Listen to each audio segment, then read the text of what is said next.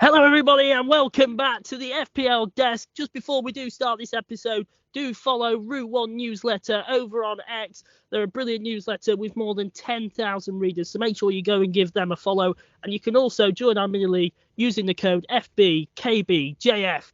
But it's time to get onto the main thing of the podcast because we are joined by a very special guest, being FPL Bateman. How are you doing?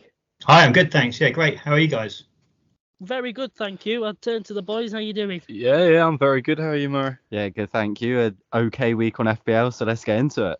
Yeah, Murray's very excited because obviously you're a Reading fan, he's a Reading fan, so he's joined with that. But let's just start off then and talk about game week 13. Just tell us a little bit about how you did, Bateman. Well, thanks first for having me onto your podcast. I really appreciate it. Absolutely, no problem. So game week 13 was really good for me. I got 54 points, which took me from 79k to 58k, with Anthony Gordon, the differential hero, with 13 points. So, yeah, really pleased. Wow, 79 points. No, 54 points from 79k to 58k. Did you? Oh, sorry. Did you? Sorry, I don't know where I got 70. I was going to say I don't know where I got 79 from, but there we go. Well, that's still a good week. So did you bring Gordon in that week, or did you have him in before? No, I wildcarded game week 8 and brought him in then, but I think he was suspended that game week, so I benched him for game week 8. But I've had him since game week 8 wildcard, so he's been ticking on nicely, and those 13 points were a delight, really. Yeah, what do you think about Man United? Do you think he'll return there? I really hope so, because I can't stand Man United. So anybody who returns against Man United is a friend of mine. Although I'm a bit concerned really about Gordon, because looking at how Newcastle played against PSG yesterday, obviously it was very unlucky at the end to concede the penalty. But if you have a look at their bench, they had I think only 7 players on the bench, which included 2 goalkeepers. And several kids, and so I'm a bit concerned going forward that Gordon's going to be running to the ground, because Newcastle have, I think it's 8 games in the space of 25 days coming up to Boxing Day. So either means he's going to get a lot of minutes, or he's going to be absolutely knackered because of the amount of injuries. Yeah. So, but yeah, certainly I'm hoping for annihilation of Man United. Yeah. However much you hate United, though, that Garnacho goal, what do you think to that? I mean, that was remarkable, wasn't it? I mean, I remember several years ago Wayne Rooney scoring a similar goal against Man City, but I'm not sure whether that Garnacho's was better than that. But yeah, that was just absolutely sublime, wasn't it? Right at the top. Yeah, it was a very good goal. We'll give him that. So let's just talk about then game week 14. Looking ahead, what are your current plans? Well, I've got quite a lot to think about. I've got 2 free transfers, and I really want Brian and Mbeumo on my team. And at the moment, I'm playing 3-4-3. So I may well use those 2 free transfers to change it to 3-5-2. But so that would either mean getting rid of Watkins or Darwin. So, I mean, Darwin's my sort of main differential in the team. So yeah. I think I may well sell Ollie Watkins for maybe Semenyo from Bournemouth, because he's got a decent game 18 fixture for the blank. And then bring Mbeumo in for the Brentford's next 4 really good fixtures. Or I've been toying with selling Saka or Son for Mbeumo and rolling the other free transfer. Yeah. So yeah, there's a lot to consider. But I've had a look at Saka's stats this morning, and he's got almost his returns are almost a return per 90. So even though his stats haven't been that good, his actual returns on top of the expected stats be much better. So I probably won't sell him. I could sell Son, but he scored 3 offside goals against Villa. So yeah, it's a really I think this is the toughest transfer decisions of the season so far for me. Yeah, because Tottenham at the minute, obviously they're struggling with injuries and also bans and whatever it is. So do you think Son is that ideal pick? Do you keep him in if you've got 1 free transfer? Do you keep him in? Yeah, I think I'm going to retain him, and if I only had 1, I certainly wouldn't be moving him on for anybody else, despite they've got Man City. But the way Spurs play, it's attack all the time, isn't it? So, and he's an elite finisher. He's always I think he's consistently overperformed his XG over the last number of seasons. So I think he's one of the best assets in the game at the moment. So I think selling him would be short-sighted. And also I've got quite a lot of value tied up in him, so I'd lose money on if I was going to sell him. So maybe I've just talked myself out of selling Son and Saka. And I may well just use the 2 free transfers to bring in Mbeumo and change to 3-5-2. Because also as well, Tottenham have adopted this high line, haven't they? So they are certainly pushing further up the pitch, giving Son a bit more chance.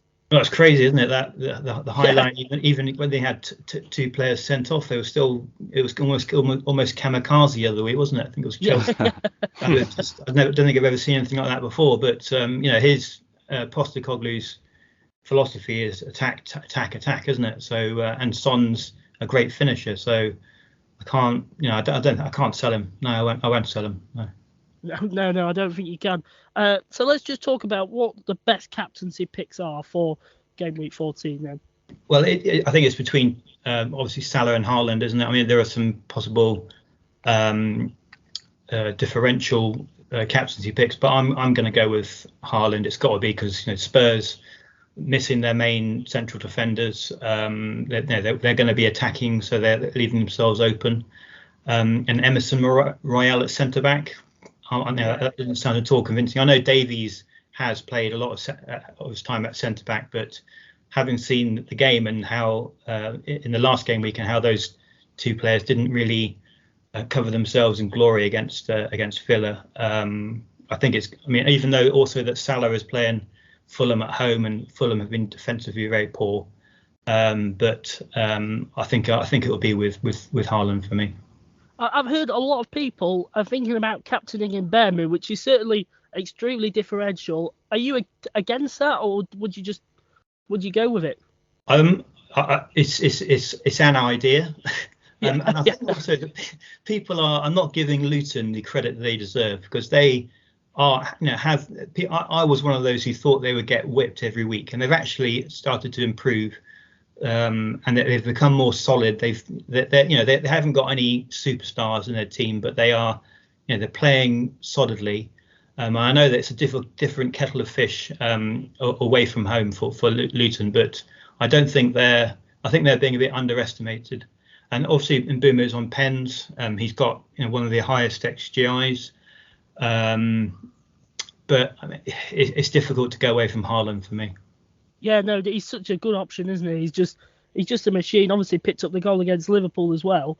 What about some differential picks then, or budget, if you're going for budget players? Who would you suggest? Well, for a differential, I'm probably get slated for this, but Darwin is a good differential for me. He's only 17% owned, and his next 3 fixtures are superb. I know he couldn't hit a barn door, so to speak, but surely at some point he's got to come good. I know this is happening last season as well. His stats were amazing, but his output was poor. But surely at some point he's got to explode at some point. The next 3 fixtures for Liverpool, what is it? I think they play. Let's have a look. They got Fulham, Sheffield United, and Palace.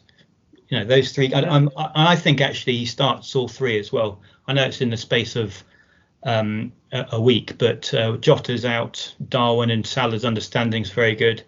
Hopefully he'll get rested in Europe and then be ready to start all 3. Also, I like the idea of Sterling as a differential too for Chelsea, because they've got Brighton next, and Brighton haven't kept a clean sheet all season, and also many of their defenders are out. They haven't got Webster. Dunk suspended, Stupiñán's out, and so they're really. I think Igor might even be struggling to be fit. So their back line decimated. The way they play is attacking. So and Sterling's got 3 returns in 3, 2 goals in his last 2. Chelsea have improved. He may well be opportunity. He's under 10% owned as well.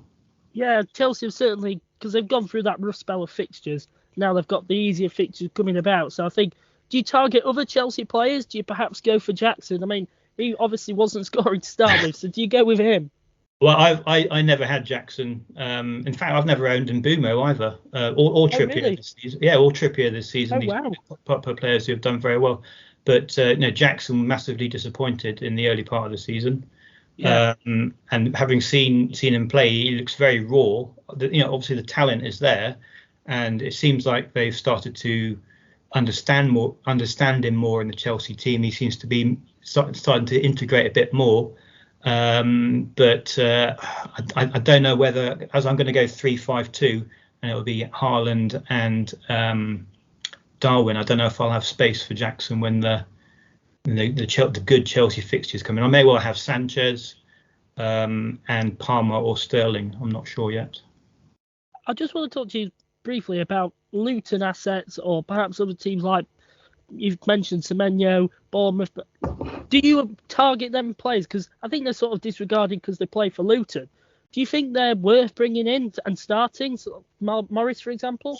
Well, when there was double game week 7, a lot of people were bringing in Morris, and I said I think I had no inclination whatsoever to bring him in because his stats were so poor. Yeah. I know he's on penalties, but Luton, I know that Luton are not a very potent attacking force. I think the best budget forward is probably, well, possibly Chris Wood, because Forest fixtures are very good coming up, but he's not on. He used to be a penalty taker for Newcastle. He's not on pens anymore for Forest. I think we're really scrabbling around really for budget forwards, but Bournemouth have a good game week 18 fixture, which is why I'm considering Semenyo for them. But I mean, it's just because he's cheap, really. That's it. Bournemouth are playing, Forest away on. I know Forest are very good at their home ground, but I want to spend as least money as I can on the third forward option. I had Archer earlier in the season, and I actually caught his game week 4 goal and assist, and played him that week, which was a big differential for that game week. But I'm not convinced by any really of the budget forwards. No, I think I agree with you there actually. And let's talk about then. Let's hear your game week 14 team 11. So the 11 that if you were wildcarding, you can use this team. Who would you go for? Well, I'm not. If I was wildcarding, I would probably target a couple of Newcastle, maybe triple Arsenal. I can't go near Man United just because of my dislike of them. But actually, I should eradicate that, because after the World Cup last year, when we all had wild cards, and Man United had a really nice fixture run after the World Cup, and I'm not going to have any Man United. I think I had one Man United actually. I think was it Bruno, and then Shaw, and I can't remember who else did really well. But my personal dislike for Man United put me off their players, which I think was an error in FPL, because I let my my personal feelings get in the way of what was actually logical decisions. So I mean, I much as I dislike Man United and how they've played recently is awful anyway, but I really should put aside the dislike for a team when talking about FPL. Where does that dislike for United come from? I was I grew up in the 90s, and then obviously Man United were the dominant team, and they were superb, and they played brilliant football, brilliant players. But I think a lot of the people I was at school with who supported them did so because they were supporting the glory, rather than actually having a reason to support them. Rather than having some connection with them, other than them winning all the time. And I just the way that the club is run, there's nothing to like about the ownership. I don't particularly like their current manager. Not many of their players are very likable, are they? Really, I mean, like it just goes back a long way. It cuts deep. Yeah. So let's just go back to then. So what was your team 11 for this week? So for game week 14, I'm going to have Areola in goal, and I got Tsimikas. I'll probably play Taylor over Cash, Livramento, And I've got Gordon, Son, Saka, Salah, Darwin, Watkins, and Haaland. But the current thinking is to move on Watkins for Semenyo and bench him, and sell. I'm gonna absolutely butcher this name, but Chuck Uemeka, I think his name is, the Chelsea good effort. midfielder. I'll sell him probably and bring in Mbeumo and play Mbeumo in a 3-5-2. That's current thinking, but that could all change if there are injuries midweek in Europe and things. But I just feel that selling Watkins now, I know it's probably not a very popular thing, but they've got Bournemouth next, which I don't think is actually a very easy game away. And then they have 2 home games. I think it's Arsenal and is it Man City? Yeah, Man City and then Arsenal at home. Whereas I could sell Darwin, which is probably the more sensible ploy, but I can't. It's very difficult to sell somebody ahead of Fulham, Sheffield United, and Palace, especially when they're attackers. So I think I will bite the bullet and sell Watkins, and then possibly bring him back later, maybe game week 17, something like that. Right, Bateman, let's turn to Twitter then, or X, whatever it's called now, and let's answer some of these questions. So the first one is from FPL Tony, and he says Kelleher for a hit. Now, I know you like this question.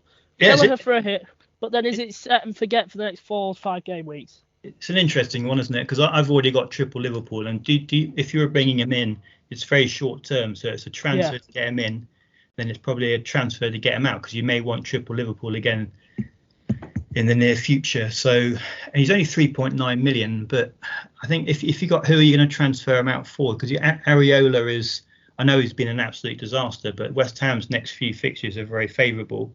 Yeah. And I'm not particularly a fan of goalkeeper transfers, because his ceiling isn't going to be very high. Especially, you can't see them conceding many, or even him being in action much in the next few. So he's only a 6-pointer really, if they do get, in each of the next few games. And also, you're denying yourself a third. Do you really want your third Liverpool player to be him? Yeah. And I've already got Tsimikas. I'm never very keen in FPL to double up in defence.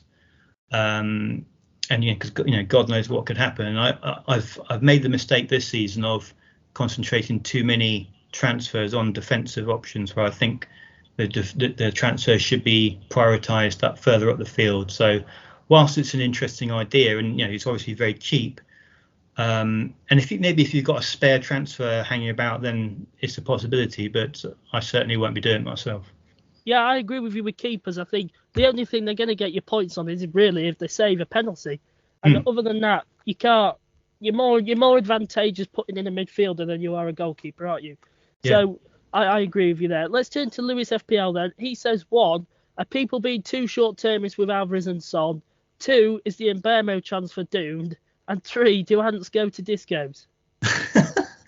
Alvarez has dropped off very recently, hasn't he? But if you're playing up front or in the attacking areas for the best team in the league, and I think his price is 7.1, something like that. Yeah, something like that. That is that's excellent, isn't it? So is it, I wouldn't buy him, but then again I wouldn't sell him, if you see what I mean. Yeah. Son, I toyed with the idea of selling him, but the player of that quality. No, I think he's not a set and forget, because I'd never say that about a player, but perhaps somebody that I wouldn't look to sell. What was the second question that he asked? Is the Mbeumo transfer doomed? I really hope not, because I'm bringing him in. So, but there's another. I've not had him all season. I nearly had him in my game week 1 team, but the reason why I didn't bring him in, didn't have him for some reason I can't remember. But I really hope he isn't doomed. But the fixtures they've got was at Luton at home, Brighton away, Sheffield United away, and Villa at home. 4 really prime fixtures for an attacking point of view. He'll probably get sent off in the first minute as soon as I bring him in. But no, I don't think he's doomed. And do Ants go to discos? Yes, why not? Let's say they do. Yeah, come on. So let's go then to FPL Roadrunner, who says Sanchez versus Flecken for the game week 16 run into Christmas, Also, the best player to target over the next few game weeks. I like Sanchez over Flecken because people will probably have.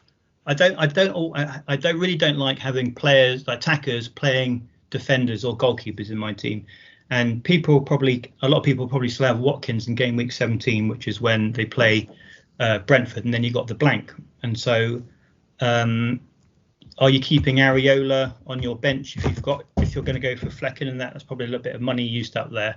So I would go for Sanchez over Flecken purely because of the fixtures, and they don't blank in game week 18. It's probably quite close between them. They're similar priced, similar also defensively. I think they're both ranked 6th in terms of expected goals conceded, but I would go for Sanchez myself. Okay, then, and let's go to Chewy FPL, which is one hell of a name. Is a double up on Brentford assets, for example, Mbeumo and Pinnock, a good idea even with the blank in 18? Well, I think it depends what you're doing in game week 18. I've seen some people talking about using the free hit then, and if that is the case, then I don't see why not, because they're all, like I said, they're very solid defensively. So Pinnock and is a decent option there, and he's also got a decent goal threat. And I'm bringing in Mbeumo, but I think I'll only have one Brentford going into game week 18 because I'm not planning to free hit then. But I think it all depends on what you're doing in the blank, really. Yeah, I agree with you there. And FPL Honcho says, would be great to hear your thoughts on Palmer versus Gordon. I've got Gordon, and he's been great for me. But like I said, I'm a bit concerned about the injuries Newcastle have got and how he may just get run into the ground. If you look at their stats, also, they've almost got identical non-penalty stats. Gordon's 0.45 non-penalty XGI, and Palmer's 0.44 non-penalties. But obviously, Palmer's got the penalties, and he's had several in the last few game weeks. Yeah. But also, he got hooked in the last game because he was subbed off when Reece James got red carded. So is that a concern? Is Palmer nailed? I would say he was, but I would go for Palmer over Gordon actually because of the fixtures, and also I think Chelsea have one fewer fixture in because obviously they're not in Europe. They're both they Newcastle play Chelsea in the League Cup quarterfinals, I think it is. So they've got 7 games in the lead up to Christmas, whereas Newcastle have 8. So yeah, I would go for Palmer, and he's I think he's a little bit cheaper as well. I think 5.3 is he 5.2 something like that, whereas Gordon's 5.8. I think it was, or 5.7. Yes, he's certainly saving money. And I'll just go to the last question before I turn to the boys. Daniel Meason ZA says, thoughts on Morgan Gibbs-White for game week 14 to 18? I mean, the Forest fixtures are really good, but Gibbs-White, if you're having Gibbs-White, who you're not having in midfield, because you've got Saka, Son, Salah, Gordon, Palmer, all these other options, really good options, and then suddenly Morgan Gibbs-White, and his stats are very poor. His non-penalty stuff is, I think it's 0.32 XGI, which is way below a lot of the others, and I'm not sure I trust him. And also, he was benched out of nowhere in a few game weeks back. So you want, a lot of people are saying this, you want sort of really nailed on players who are going to start every game. I think Mbeumo is that, Saka is that, Salah is that, Son is that. So I don't think there's any much room for Morgan Gibbs-White, but not for me personally. Yeah. All right then, lads. I'll turn to you then. Have you got any questions? Yeah. So I was going to ask. I'm looking at Trent coming in for Trippier potentially because I've got a bit of money left over, and Trent's got a good few games coming up. I was just, what's your opinion on that? Would that be a smart move? I can't predict the future, but you see a lot of people saying, "Oh yeah, bring this person in. This is the best person," but they've got no idea because this game is largely about luck, isn't it? So, but I think Trent is too much money really. Okay. For what he's doing. I mean, obviously previous seasons his output's been outstanding, isn't it? I know he scored last game week, but I'd use that money in midfield myself, and probably I've tried to take as much money out of defence recently as I can and invest it elsewhere because I think Trent 7.8, 7.9. It seems a vast amount. 7.9, yeah. 7.9, yeah. And Tsimikas is what, 4.3, 4.6. Yeah, but I'm not going to get Trent myself. But if you get him, good luck, and I hope he does well for you. Yeah, I appreciate it. Thank you. Muzza? Well, I've got to talk about a former Reading player, don't I? So, what do you make of Elise as an asset in FPL then? Well, I didn't like the way he left Reading. That was left under a cloud, didn't he? Really, he was. He seemed that his attitude wasn't. I don't think was really at. It was clear he wanted to move on, wasn't it? But I think he's obviously a very special player, and he probably do. I think him being at Palace possibly isn't the best for him. He needs to have better players in front of him. So he needs to, to be able to feed. And with Eze being out again, I'm not sure whether I'd go there. And again, this comes back to the same about Morgan Gibbs-White. Where would you fit him into midfield? But not for me. And I think also that Palace's fixtures turn in 16, don't they? 16 to 21 is a disaster set of fixtures. Well, they've had 4 or 5 game weeks which have been excellent, but then suddenly it just turns terrible. So I'm not going to go for Michael Elise. Thank you. Yeah, no, perfect. Well, I think Bateman, that brings us to our last question and the end of the podcast. You've been absolutely brilliant, giving us a lot of insight knowledge. Make sure you do go and follow FPL Bateman on Twitter. Is there any other? Are you on? Sorry, I can't speak. Are you on any other social media platforms? I'm not. No. Right, so go and follow him on X then. Make sure you do, and we really appreciate you coming on, mate. Thank you so much. That's all right. No problem.